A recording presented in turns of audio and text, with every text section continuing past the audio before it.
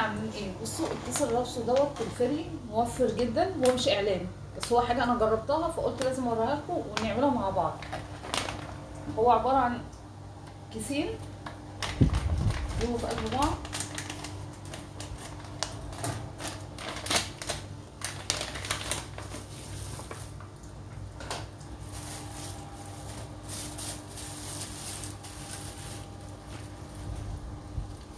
هو موفر عشان انت بتعملي بيه، انا بجيبه ب 30 جنيه بيعمل لي 8 لتر.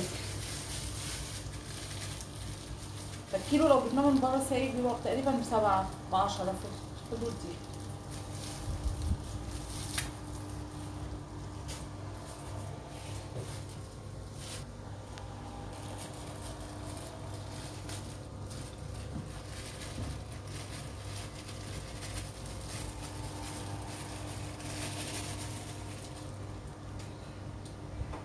بفتح الحنفيه كده بالراحه وانا مش بعلي الميه ولا حاجه. هو ده اللي قلبي.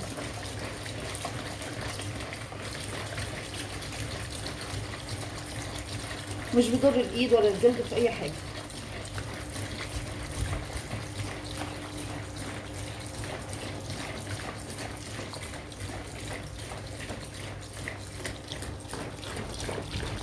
بس انا كنت معايره قبل كده 8 رتل لغايه العلامه دي.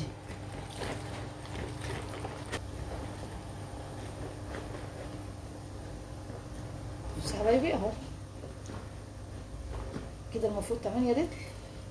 ماشي، اسيبه لمده ساعتين وارجع اعبيه في اي حاجه تحفظه.